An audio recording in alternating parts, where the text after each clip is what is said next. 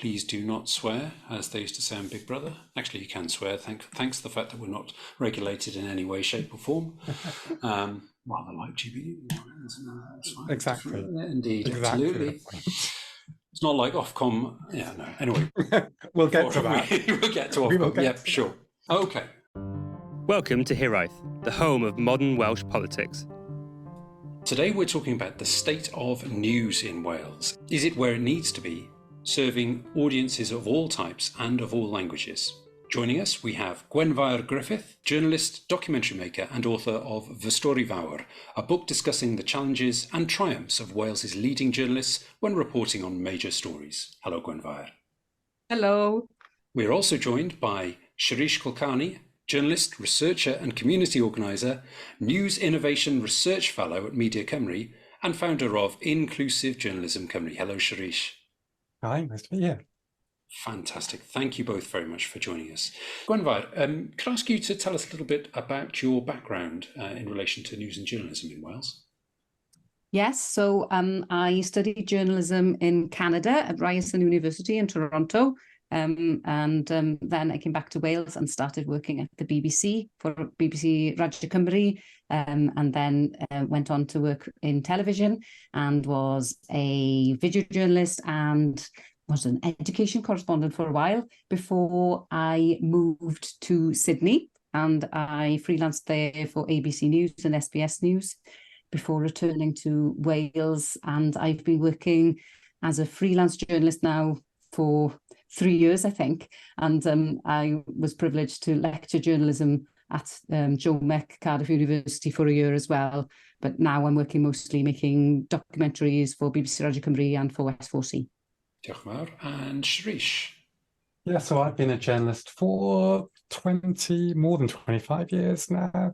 First I did sort of 20 years at ITN and Sky in London before moving home to Wales about 10 years ago, freelancing largely in the BBC and the network news team, and largely doing investigations, I suppose the best known of which is uncovering the British Steel pension scandal.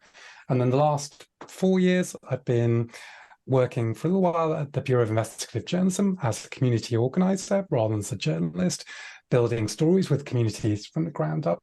But also on the other side of that, supported by Cluster and now Media Cymru, I've been researching new forms of journalistic storytelling with the aim of making journalism more effective, engaging and inclusive. I'm going to start with a really easy question, and I don't know who would be most enthusiastic to pick this up, but I wonder if we could just kind of give a little bit of context. How would you read the world of journalism at the moment? We seem to be going through huge cultural, technological, and in a way editorial changes in the way that we even perceive what journalism is. So from your point of view, would you consider journalism to be in a good place? I think journalism is in a very difficult place at the moment. I think there are lots of issues for journalism right now, issues of trust, issues, the fact that there's a big rise in the number of people avoiding the news. So journalists have a bigger challenge in reaching audiences. People have changed their viewing habits and they're moving towards online platforms. That leaves a big challenge for journalists. We have to adapt and change. And Shirish, I know this is something that Shirish knows a lot about because he's written about how we need to change the way we tell our stories in order to grab people's attention and retain their attention and explain what's happening more, because people don't know as much maybe and don't have as much knowledge about what's going on around them. And that means that journalists need to do more to explain what's happening in everybody's world. So I think those are two things that I think that they're really hurting journalism right now: trust and the fact that people are avoiding news and moving to new platforms, and that journalism hasn't quite caught up yet with the changes in society. Yeah, I mean, I would 100% agree with that. And I think in a way, all of those things are a result of the kind of cultural and technological things that are happening at the same time. So when I was growing up, there were 3 TV channels and there were newspapers, and that was kind of it. And public service radio, basically. We're town criers? No, I'm joking. I am very much the oldest person here. Yeah. But actually, what we've seen, and this is only going to get significantly exponentially worse, is a growth in content and no significant growth in the availability of time available to us to consume that content. So you get a massive fracturing of the media landscape. And as you say, we then get into difficulties of kind of engaging people with trustworthy journalism. And of course, that is only going to get worse because with generative AI, the content is going to expand exponentially, and all those problems are going to get much more difficult to deal with. And I think in terms of, journalism producers, just producing news content is not going to be a marketable skill in 2 years, let alone 5 years or 10 years. We are going to have to do something different because, frankly, you'll be able to get everything you want, what we currently regard as news, in search delivered by generative AI. People won't need to go to news websites or to TV bulletins. And so actually we're at a massive inflection point, but that is just an extension of what's been happening the last 20 years.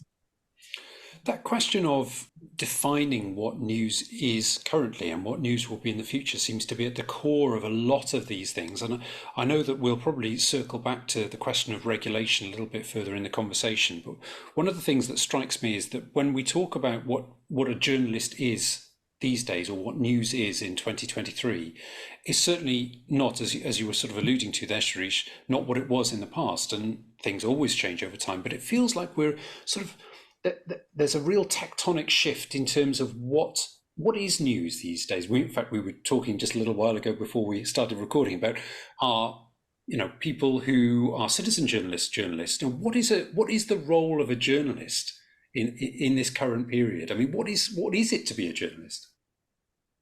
I think there's a couple of big questions in there. So the first is, what is news and is it valuable?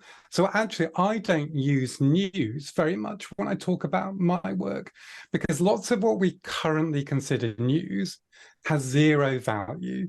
And to give you an example of that, a couple of months ago, maybe 3 or 4 months ago, but you get this every day, the top story on all the Wales websites was a crash on the M4 in which one person had died.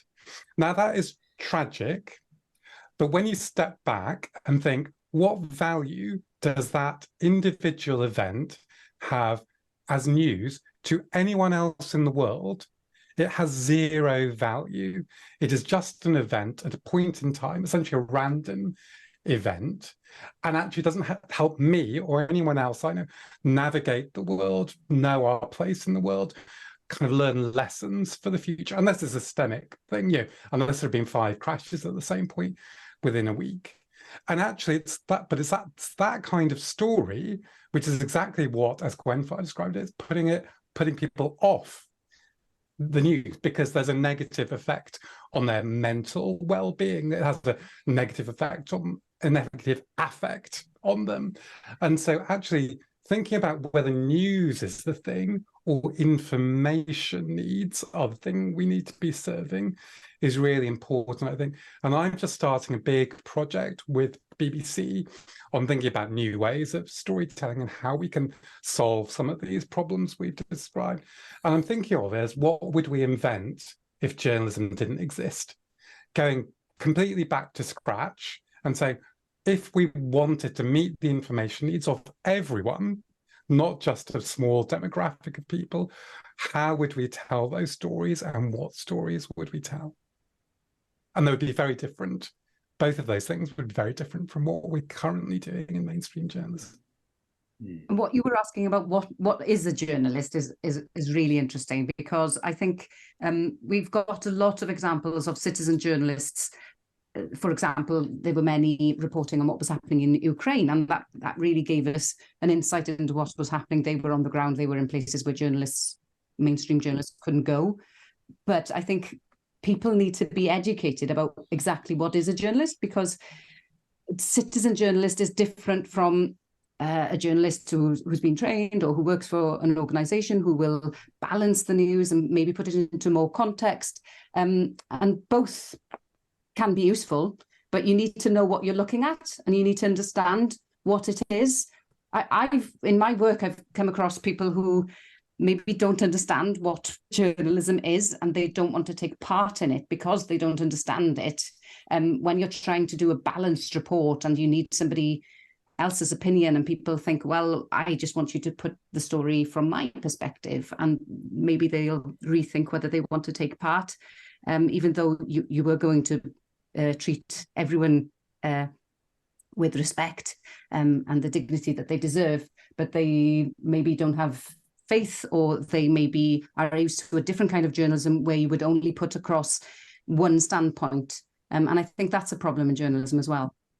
I'm going to push back on that a little bit, because I think that all relies on thinking that journalists, through having some training, are what we might call, in the old, objective and are balanced and don't have an agenda.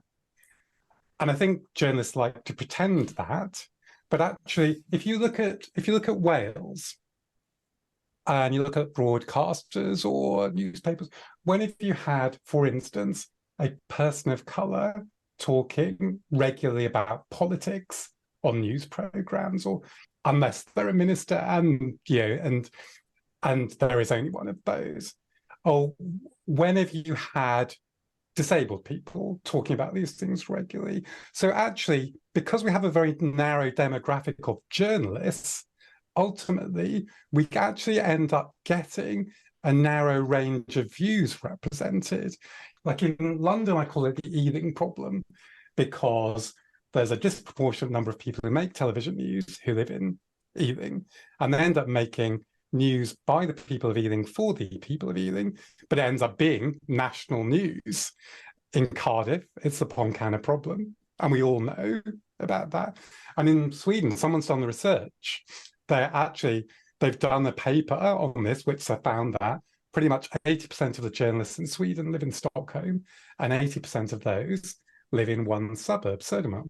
And that happens all over the world, and we get the journalism which comes out of that. And I think in some ways it's worse in Wales, because journalists are largely rubbing shoulders on the school run, etc., with politicians, with people in power. And then actually the willingness to challenge does frankly drop off. I've seen it with my own eyes.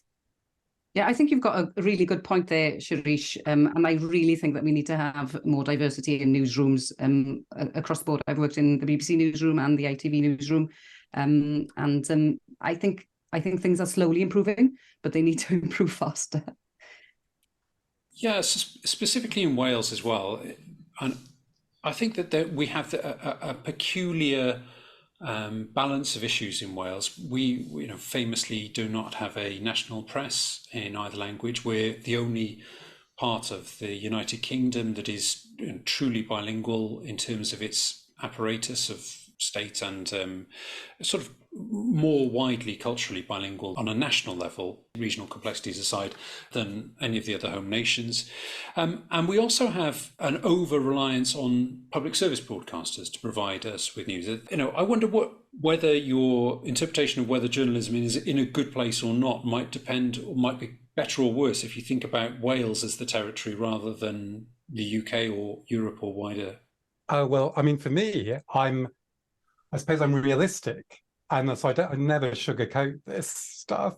And actually, I would say, I've worked, at kind of a UK and international level and in Wales, and I would say, I'd say on a lot of the questions we're discussing, Wales is further behind England or the UK level on issues like diversity, but also issues of kind of, I suppose, a future focus, thinking about what the future of journalism looks like. I was on the expert panel on devolution of broadcasting and communications, and I was just looking back at it this afternoon, and just again and again, it's people, the broadcasters, the newspapers, they want to kind of, They're nervous of any change.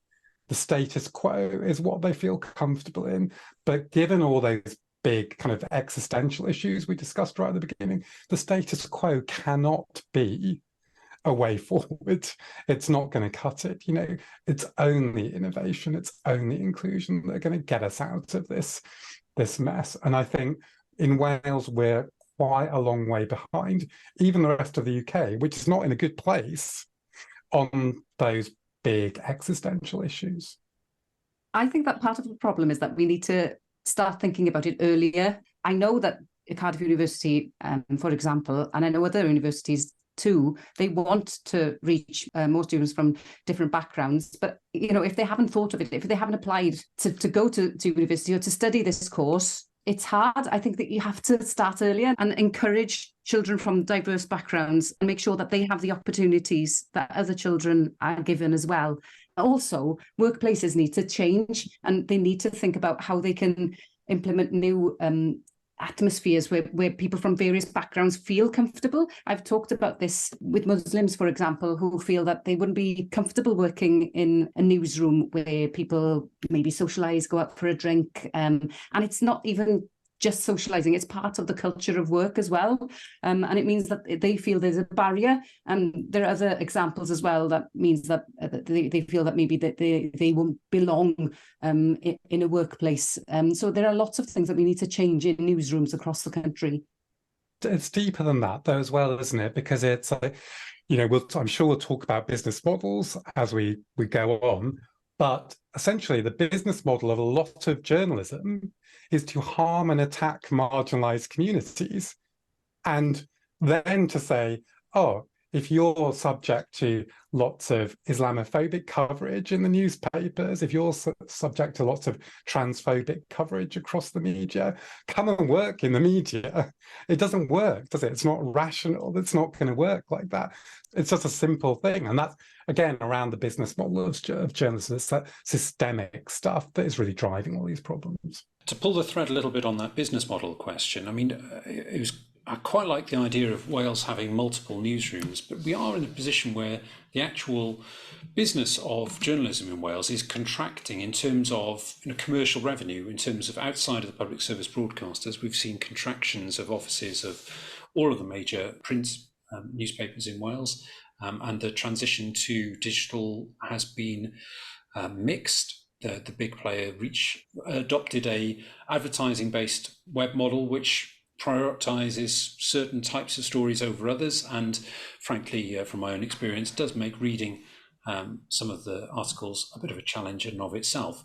And in terms of where the future of journalism is going in Wales, are we in a position where we feel reasonably confident that there will be a commercial industry? Hopefully the public service broadcasters will continue in the similar vein to they are now in terms of the numbers of staff, the headcount that they have. But there are relatively few new players in journalism in Wales in terms of organisationally. We have the Caerphilly Observer, which has done reasonably well in South East Wales. We had The National briefly, and we had Nation.Cymru, which seems to have grown quite considerably from where it started, but is still relatively small in terms of headcount. Where does the future go in terms of the business of journalism in Wales? Every outlet you've described there relies, and I'm doing kind of finger inverted commas, on a programmatic advertising business model.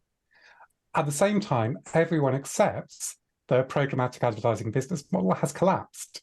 So how are those two things happening at the same time? We accept that the model doesn't work, but yet that's all we have.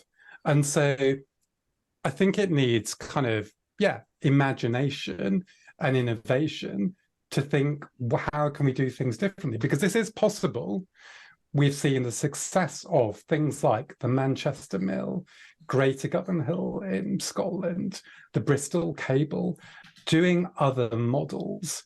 And again, what happens at a systemic level is if you rely on a programmatic advertising business model, that defines what your content is.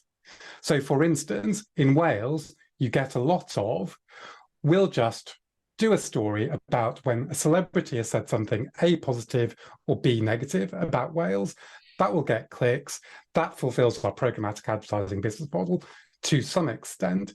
But is it the kind of journalism that we want and need, or is it just fostering a kind of victimhood of Wales, or a kind of, a vision of Wales which is in kind of opposition to everything else?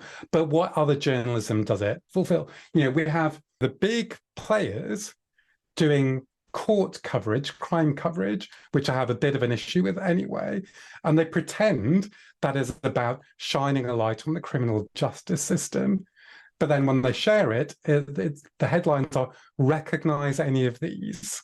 Let's not pretend. Do what you want for a programmatic advertising business model, but don't pretend it's anything other than what it is. And like I say, it is possible to be successful using other business models.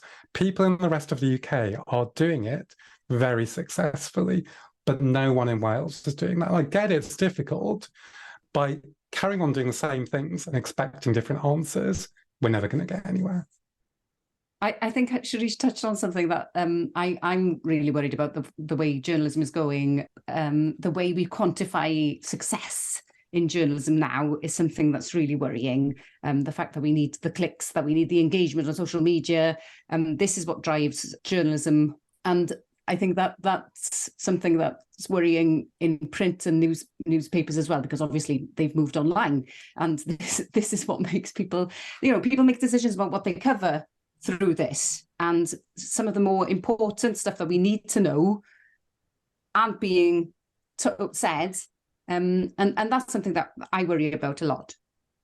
And it's probably worth saying on that as well that weirdly, although the BBC has a completely different business model, it's license fee funding, it uses exactly the same metrics as essentially what our content farms, largely, that's essentially what outlets working on a programmatic advertising business model are, because it feels like it's in competition with The Guardian, The Mail, The Mirror, or ITV News, and arguably it isn't. And what you get from dashboards in newsrooms is some data on what people who are engaging with the news are clicking on.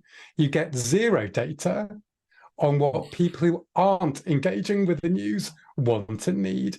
And that's where we're missing out. There's data from the Reuters Institute Digital News Report this year, which says that essentially 50% of the population aren't engaging with news journalism. And that has massive negative impact at a societal level for just the healthy functioning of societies. No, I never thought I'd say this, but I'm going to try and make an argument in defence of clickbait. I'm just strap in for this one, because this might be a bit bumpy. I'm interested. Well, all I was going to posit, and we've talked about this very subject on the pod before with friends from Wales Online, and also Hugh Marshall, who helped produce The National, in that it's very easy to think about journalism in an almost kind of holy sense. But there is a degree to which there has always been a commercial imperative to sensationalize certain stories, or to bring people in to pick up the paper with the headline that is most enticing, and get that transaction done in order to subsidize all of the work of a particular news organization, from what would be in the contemporary sense listicles to various things, to genuine investigative reporting, or to solid scrutiny of a particular subject. And is that just something that we should accept is part of the overall business model? And everything is about balance, but that has a place that is perfectly justifiable in the broader picture.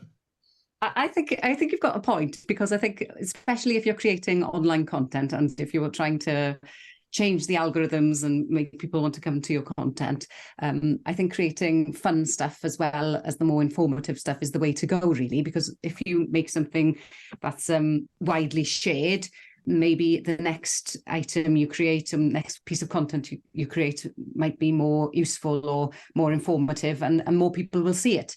So yes, definitely there is a place for more fun stuff, and content that make people smile or that they just have fun with. And then you can also create the more useful, informative journalism as well. I mean, I see your point, but in a way, where we are is different from when that worked, because if you think about it, when we just had newspapers, they were bundles, right? They didn't just have news. They had sport, they had music, they had lifestyle, they had a bunch of other stuff. That's why you bought it. When you buy the Sunday Times, you literally get a bundle that you can't get under your arm, but that's what you're paying for. You're not just paying for the news. And arguably, the digital news company which has done the best in the last few years has done exactly that. The New York Times makes a lot of money from crosswords. Essentially, they're not relying on their journalism to do that. But actually, that doesn't work the same with something like Wales Online, for example. Actually, that you need to think about doing a different business model, because essentially they're trying to do that, the entertainment or the clickbait, with the journalism, rather than thinking, oh, we'll do some crosswords or whatever and get the clicks from that. So you're driving the journalism in the wrong way by applying the business model to arguably the wrong thing. Yes, I think my experience is on TikTok, where you're trying to reach a younger audience.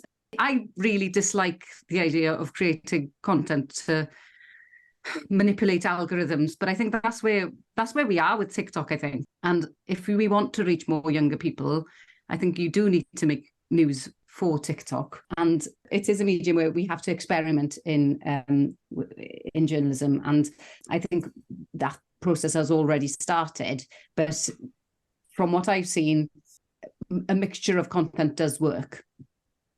I think it's interesting as well when we talk about young people.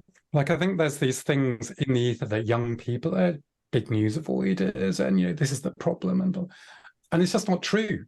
Because if you look at the Reuters Institute Digital News Report from this year, 34% of 18 to 25s, I think, the youngest, the kind of that age group, sometimes or often avoiding news.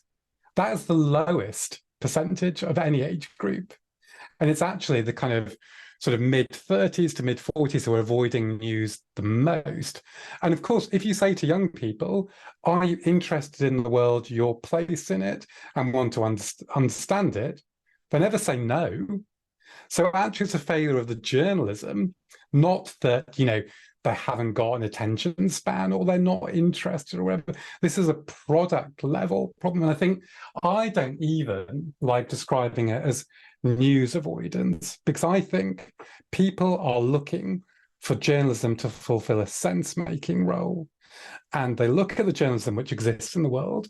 And because of those clickbait issues we've described, because of the business model, they think, oh, actually, the journalism isn't doing that sense-making for me, so I'm not going to consume it. In the same way as you wouldn't buy soap powder that didn't wash your clothes. It's the product that's wrong. It's not the people. People make rational decisions largely, and they're looking at the product and saying, that doesn't do that job, sense-making, which I want journalism to do for me. But I think what you were alluding to earlier about the fact that in the past people would buy a paper and they would have the opportunity to read everything, but now people will click on something that interests them and they will only get that story. And I think that algorithms do affect what people see, and that will affect what people click on, and people are being fed stuff that the algorithms think that they will be interested in, and they're not getting a comprehensive outlook on what's happening around them. And I think that is an issue as well. Algorithms, editors, are they the same thing or are they not? I think actually what opens up in the future is actually much more personalized, but through direct personal choice forms of storytelling. One of the problems with journalism is where other industries are talking about Web3 and how they take advantage of Web3, journalism hasn't got to Web 2 yet. Essentially, what we call digital journalism is newspaper articles online. That's all we're getting right now. And there are far more storytelling techniques available to us now, and there will be far more storytelling techniques available in the future. And one of those, which I've been exploring, is something called modular journalism, where you can move away from the 600-word inverted pyramid article, which is supposed to meet the needs of everyone in the world. And actually you say, let's break up this story or this theme or this topic, because it doesn't have to be an individual story. It can be a more contextualized, longitudinal theme. You break it up into atoms of journalism, essentially paragraphs of journalism, which can then be combined and recombined in many different ways, depending upon the time of day, where you are, how much context you want, whether you want things which are much more localized to you. And so all those things are possible now and become very possible in the next 2 to 5 years. So again, it's thinking about, rather than thinking in the context of what journalism has always been, we need to start thinking in the context of what journalism can be. And I don't think, having an editor is any better than having an algorithm, frankly. That is something quite exciting. I think I remember being really excited the first time I saw a carousel. Basically, it was an article written in an Instagram carousel. So, you go from picture to picture and you realise, oh my gosh, I've understood the whole story there. And it was fantastic. And it can be done really well, where you don't realise that you're consuming a news story.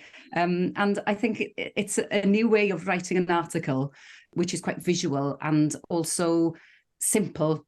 Yeah, it was exhilarating to see the first one, I remember, but I've seen lots of them since then, and some people do them really well and some people overwrite.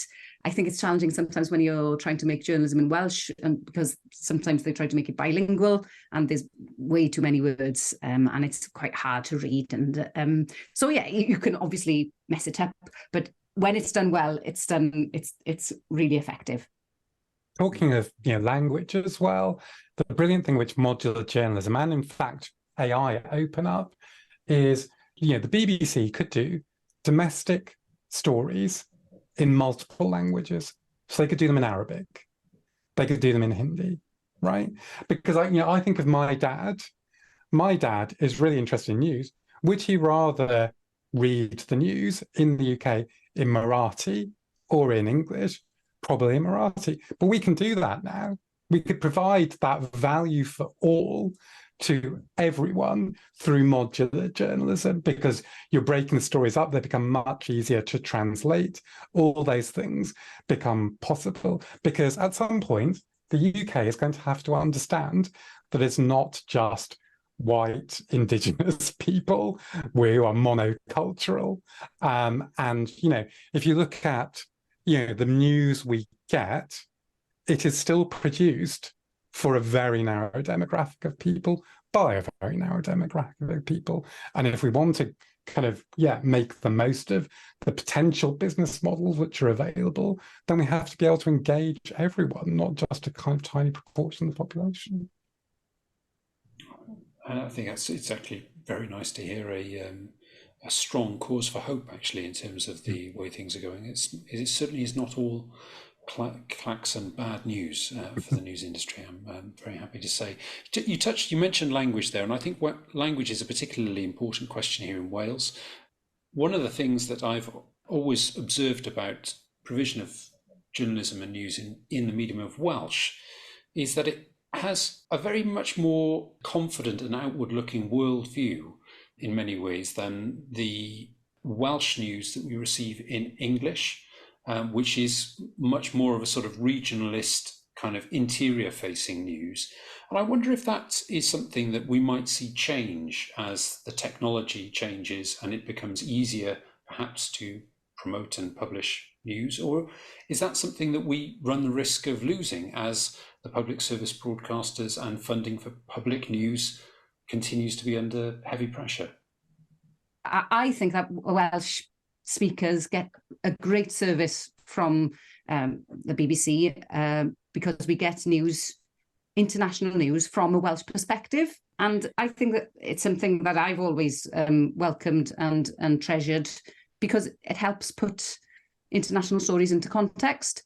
So I think, yes, it is something that's sad that non-Welsh speakers don't get the same service, because it's a more British view rather than a Welsh view when we see the main news from the BBC and from ITV as well, and Channel 4 and the main broadcasters. But I don't see that changing anytime soon, because, you know, foreign news is quite expensive, and sending people abroad does cost a lot of money. Yeah, and I mean, on the English-speaking side, as Gwendolyn explains, it's a sort of inferiority complex, but in a way that's rational, because I've been in morning meetings in Sky News or ITN or the BBC, and if you bring up a story about or from Wales, you just see the chorus of eye rolls go around the newsroom. And for all the big talk that you get in public about bringing in, you know, different voices from across the nations and regions, there's just not the interest, because again, it's a narrow demographic. You know, Wales is it's a foreign country too, and they don't regard it as important in discussions about even the UK, let alone internationally. So, you know, if we have an inferiority complex, it's like, or we feel maligned, let's put it that way, then that's correct, because we are maligned by those news organisations and ill understood and overlooked. Okay, that we went from positivity to not positivity really quickly on that particular one. I mentioned this when we were prepping some ideas for this, and I was trying to think about a way that we could look at Wales and the state of news and journalism in Wales, and I thought it would be interesting to think of it like a patient coming in for the medical, in terms of, would we think about the patient being in good health or bad health, and if there are problems with them, are there things that we could recommend? And as I've already had to explain this to you several times over email, because I'm so bad at communicating, Shirish, I wonder if I could throw this one to you first and see if you have any observations. Well, I think in a way it is a good analogy, because it's really how, I mean, it really applies to kind of how the health system works in Wales, that actually we have chronic problems, a series of chronic problems, but we stumble along between one acute problem to the next, only dealing with the acute problems and never addressing the chronic problems. So the chronic problems are the business model, that outlets in Wales rely on a programmatic advertising business model, which has failed and is failing them, and which everyone knows is failing. But yet we don't do anything about that. We have a massive problem of diversity, inclusion, equity, belonging. We don't represent the full richness of Wales, both internally or externally, and those two things are clearly linked. We don't do anything substantive to address that chronic problem. Again, there's lots of big talk, there's very little substantive action, and we do not have a future focus. We are kind of mired in the past, frankly, and don't want to take those big leaps of imagination to think about what could the journalism industry in Wales look like in 5 years' time, 10 years' time, 20 years' time, and start taking the steps to get us to those places. We're just stumbling to the next kind of A&E appointment, essentially, without having the big operation that's going to kind of put us in good health for the next 20 years. Yes, if we're talking, you know, comparing journalism to a patient and the NHS, maybe we'd say that it was underfunded like the NHS, yet it's not devolved like the NHS is, isn't it? But I think I'd say too that journalism is widely ignored as well. I think there are lots of good work being done, and that people aren't tuning in to watch, especially Welsh medium journalism as well, I think. Also, maybe I could add that maybe there's not enough specialists, not enough investigations being done. Investigative journalism, there's not enough of it in Wales, but also I think people maybe don't want investigative journalism either, which is a problem. Just like people maybe aren't looking after their health as well as they should be in Wales either. But I think obviously there are lots of lots of issues with journalism in Wales, but there are lots. The positive thing is there are lots of, like, there are amazing doctors in the NHS, there are amazing journalists doing really hard work in the difficult circumstances in Wales as well. I'm glad that there are opportunities to celebrate their work in things like the Wales Media Awards, and people have different views and say that awards aren't important, but I think it is important to celebrate journalists' work, because there are good examples out there in the midst of all the problems with journalism today. And I think, to pick up on Gwenvar as well, very well made point. You know, if we compare journalism with the NHS, we get down to a key question, don't we? Which is whether journalism is a public good or not, and whether we think we should define it as a nation, as a public good, because I would argue it is, because it contributes, you know, it's a fundamental part of a healthy society. But what that means is, what comes with public goods is ideally public funding, and how we manage that. And to get back to the point about this kind of acute and chronic problems, I don't think that public money should be used to fund journalism directly. I do think it should be used to fund the structural conditions to make good journalism possible. So that might be, for instance, training in product and design thinking around business models and how we can meet the needs of wide range of audiences, which we don't have a lot of skills and experience in Wales. It might be, you know, exploring the landscape in Wales and mapping the landscape in Wales properly, so that we're making policy decisions on the basis of data rather than vibes, which is largely how a lot of decisions are made. But I do have concerns about, you know, if we are going to fund journalism, funding journalism directly, because then you get all the problems, you know, the kind of reasonably held concerns about political influence. Yes, and you know, the key similarity between journalism and the NHS is that people want it free at the point of use, which is a massive issue when it comes to the question is often about funding rather than a commercial transaction. You mentioned there, Shirish, about the structures behind journalism. You, as you mentioned earlier, have been on the Welsh Government's expert panel on public interest journalism, and also the expert panel on the creation of a shadow broadcasting authority for Wales, both of which have covered similar territory. Over the course of those discussions and the two subsequent reports that came out of those expert panels, how would you evaluate the direction of travel for Welsh Government in terms of addressing some of these questions, and the wider sector across the Union, you know, the UK government and UK-wide, or at least England and Wales-wide news organisations? What lessons did you learn, and what do you think it might change here in Wales as a result of that work? Well, some of that is TBC, because we will see the Welsh Government's response, the substantive responses, really, I guess, to the expert panel report and the report from the Public Interest Journalism Working Group. But, I mean, you'll see at a UK level that having a healthy journalism sector is not in the interests of the UK government as far as their actions are, would have it. They are taking actions to there's no action really to support good public interest journalism coming from UK government. So it is positive that Welsh Government has engaged by setting up both public interest journalism working groups, so accepting, I think, the importance and value of public interest journalism.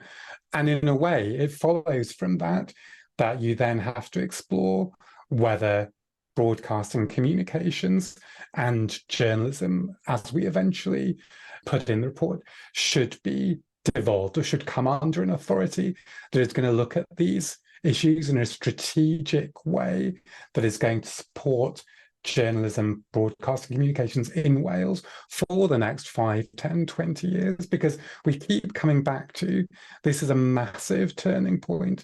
And if we don't have some kind of strategic kind of approach to this, where we're thinking very seriously about the cultural, technical and editorial changes that are going on, then we are going to the mess we're in right now is going to get worse. We're never going to get out of it.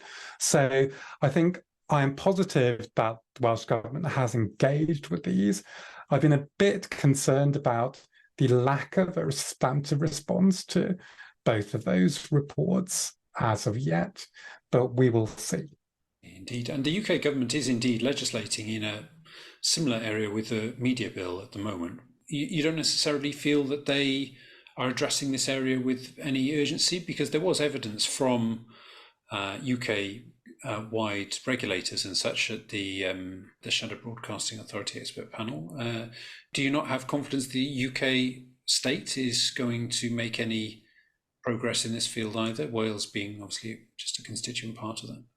Right now, no. Under the current government, I don't think so. I don't see even any conversations that make me feel positive about the future of policy around public interest journalism at a UK-wide level right now. There's a lot of tinkering at the edges, and largely kind of muddle-headed tinkering at the edges of regulation, I think, to meet various kind of political aims at whatever day of the week it is right now.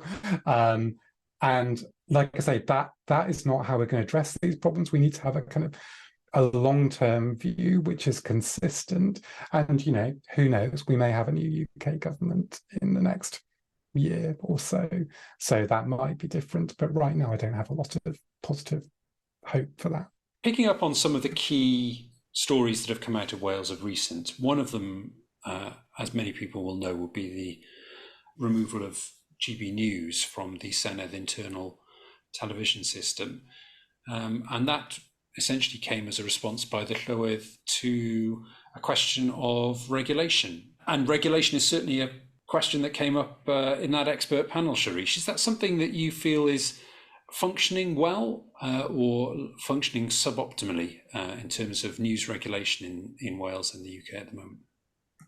Yeah, I think it's functioning very, very badly, because I don't want to comment on the internal politics of the Senedd, but essentially the justification for GB News is that it's regulated by Ofcom, it adheres to those regulations in principle, and therefore it should have just as much right to be on the Senedd's TV system as any other organisation. And I think the failure here is essentially Ofcom's failure, because we all knew what GB News was going to be when it started. They were very clear what it was going to be, and the regulation just hasn't kept up with it. Actually, the regulation exists. It's the regulator is not acting on that regulation in a way that many people, me included, see as appropriate to that system. And we've come back to the kind of expert panel, the devolution of broadcasting and communications.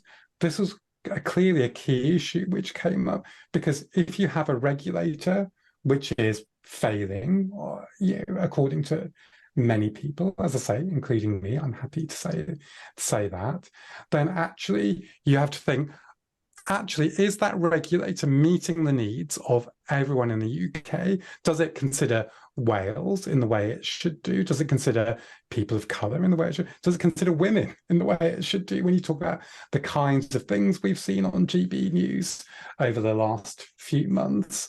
And, I just don't think GB News is a good faith organisation. And like I say, it was very clear what it was going to be, and the regulation or the regulators haven't kept up with that. And if it's not going to do its job, then it's only going to increase the pressure for a regulator in Wales, and therefore devolution of broadcasting communications to Wales. I checked Ofcom's pages today, and GB News has been found to be in breach of due impartiality rules again today, and it had already been found to breach impartiality rules 3 times since its launch in 2021. And it's obviously that there are a number of problems with the broadcaster. There have been since its inception, really. And I think that the Senate's decision reflected that. And I suppose, in a way, that shows the problem with the way the regulation is being applied, because you can be found guilty and essentially have no meaningful sanction, and you carry on doing pretty much exactly the same thing over and over again. And where does that end? We either have regulation or we don't. And at the moment, we're in a kind of middle ground where we do, but it has no power and no effect. I'm sure the Tories might argue that, you know, the BBC has been found to be in breach of impartiality rules as well. And obviously there have been problems with the BBC as well. So I guess that would be their argument. There are a number of problems with the BBC as well, which makes it difficult to argue sometimes when you think about some of the problems that the BBC has faced. And as things are, it's a very difficult context for journalists to operate anyway. We were talking about this just before we started recording, Gwenvire, about the potential for journalists to find themselves in the middle of stories, sometimes, you know, becoming the subject of the stories themselves. And we were talking about the story in Llanelli, where we've seen journalists actually become on the receiving end of, as part of their reporting on a story, as if they are somehow responsible for the story's existence in the first place. And I wondered if you could tell us a little bit about the experience that some of the BBC journalists have had in terms of reporting on the recent attempt to house asylum seekers in Llanelli. Yes, well, I was talking to a former colleague recently, and he mentioned that the atmosphere during a protest outside the hotel was awful, and that journalists, there were lots of crews of journalists, and they were subjected to abuse by the protesters, calling them all sorts of names, and because they were from the BBC, were abused even more and called paedophiles and mentioning Jimmy Savile and all sorts, which makes it really difficult to report. But I think it's part of cancel culture, and it's happening in Wales, and I've seen it in my own work. Something that I mentioned earlier, you know, when you're trying to cover a story and it's difficult to persuade people to talk to you, they want to know who, well, they're allowed to know who else is in the programme. And if they find out that there's somebody who has a different view, they won't take part. It's really difficult sometimes, because there are lots of moral decisions to be made when you're doing items about extremism or including extremists. Do you give them a platform? Do you not? Who is allowed to have a voice? Who is not? And if you don't include people who have an extreme view, they're going to be broadcasting their view on their own platforms anyway. So there's an argument that you can't ignore them, because they can create their own following anyway. So there are lots of moral dilemmas when you're thinking about covering certain stories in Wales. How do you go about it? Who do you talk to? Who do you not? Who will take part in your reporting as well? Also, if you report on a certain subject or on certain people, do you expose yourself as a journalist to more abuse online and in person? And it's something that journalists have to think about. Do you have any thoughts to pick that up, Shirish? Obviously, I have concerns about, you know, some of the structural issues around journalism, but clearly journalists are doing incredible work and very brave work. You know, I've had it myself. You know, I've done stories around radicalization of young people by the far right, and have had threats delivered to the door because I'm a freelancer. My name was out there. Even around the British Steel pension scandal, I've had threats with people saying they knew where I lived and so on. So, you know, that's really tough, but it shows how important the work is as well, because these are important things that need to have a light shone on them. And, you know, that's why I think it's really important that we support journalism, you know, at that structural level. I don't care about saving the industry for the sake of the industry. I care about saving journalism for the sake of society. But, yeah, I became a journalist because I wanted to make the world a better place. I believed that when I was 18 years old. I believe that at 52. Naive, maybe, but I'll have that on my headstone. Of course, one of the problems that we have in the UK at the moment is that funding for journalism is largely being seen as something that can be cut. And we have seen an announcement recently about a pretty serious cut to the flagship news show, Newsnight, on the BBC. And in a context where, as the Senedd Culture Committee has recently reported that's I've seen via Nation Cymru, that the knowledge of that people in Wales have about who runs Wales is incredibly poor, with many of them thinking that that members of the Welsh Conservative group are in government, which I'm sure our previous podcast guest Sam Rowlands would quite like to have had, but it is not the case. In this culture where people already have relatively little knowledge about politics, for we are a politics podcast, what could be the potential impact of further cuts to shows like Newsnight? Is that something that would only really affect those who are engaged, to talk about what you were talking about earlier, Shirish? And is it those people that will moan, or is it a public good that should be funded no matter what, in terms of keeping these kinds of shows, even if the viewership of them is not massive? With all these things, I suppose the question is, we'd love to have everything, right? But we can't have everything. And talking about systemic stuff, this is a result of essentially cuts to the license fee, which have been imposed by the current UK government. So something has to give. And I suppose with whether it's Newsnight or whether it's Wales Online, the question I would always ask is, what are you providing that's distinctive?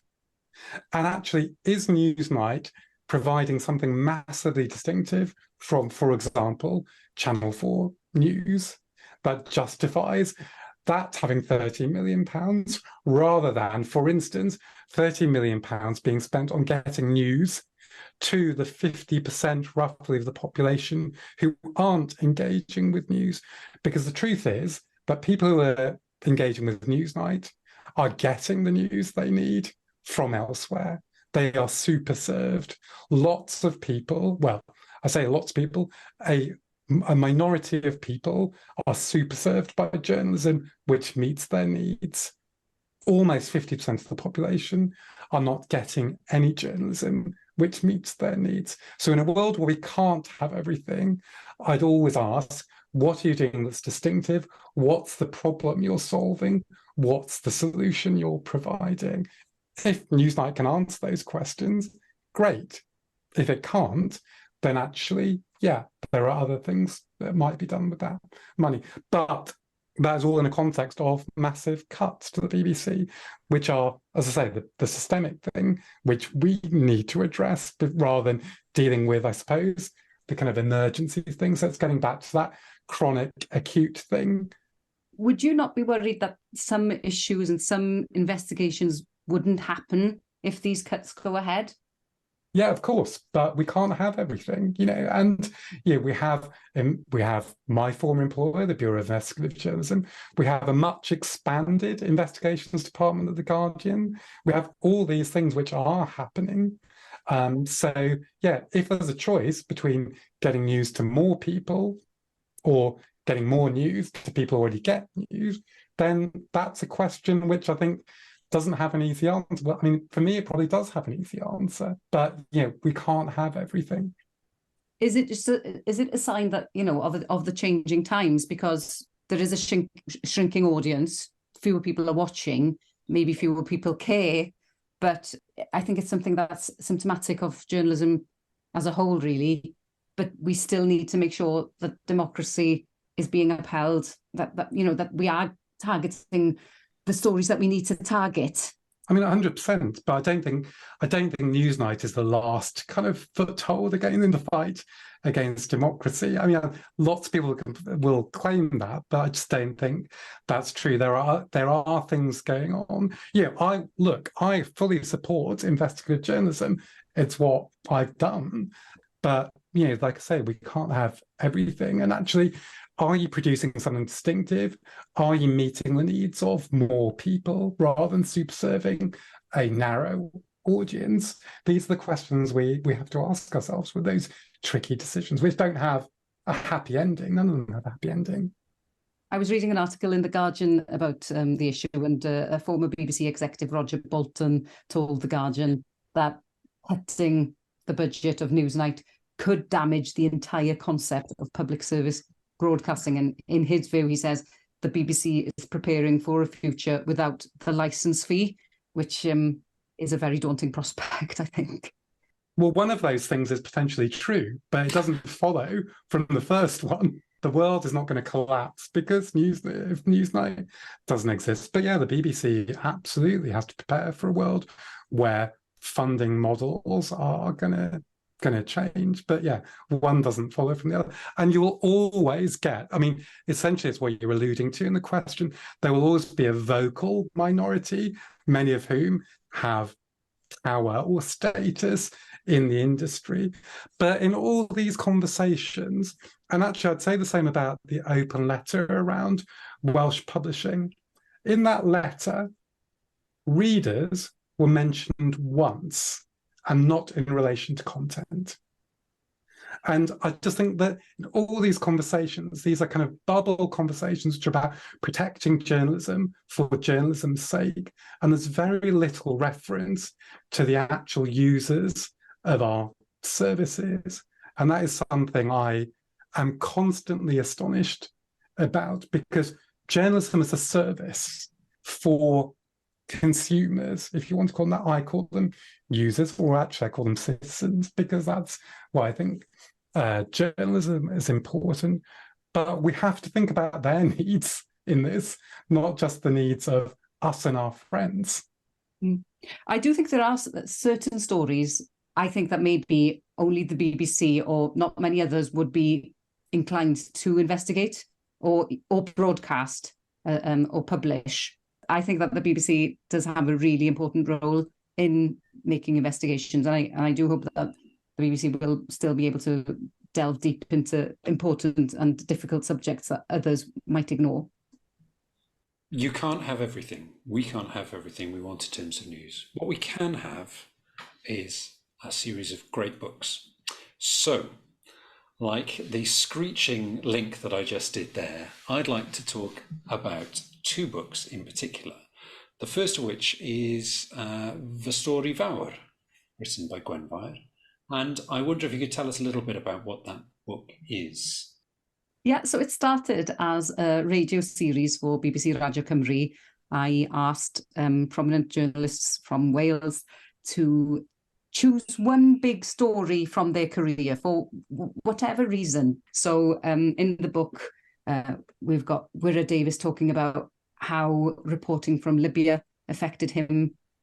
He mentions he had PTSD after coming back home. Sean Tecwyn was one of the first to start investigating the story, which became one of the biggest scandals in judicial history, the Post Office scandal. So it just shows how important local journalism is. And we've got Sian Lloyd, how a brutal murder of a young girl affected her when she reported from the start to finish on that case. And Bethan Rhys-Roberts talking about reporting from Paris during the terrorism attacks there. So we've got a really wide variety of stories, and the journalists themselves talk really openly about the challenges of doing the reports. And also, you know, someone like Bethan Powys, she describes the exhilaration of securing a scoop from a war in Bosnia. So we've got the difficulties, the challenges, and the pride in when a story goes really well. And yeah, they talk really openly, and I think it's a really good read, and it gives readers good insight into what it feels like to report on a big story. I fully endorse this. I had the pleasure at the Eisteddfod this year of picking up a copy. Fantastic. Thank you very much, Gwenfair. And Shirish, can you tell us a little bit about Cymru and I? Yeah. So this is a partnership with we being Inclusive Journalism Cymru. So a network I set up for journalists marginalised or excluded by the industry in Wales.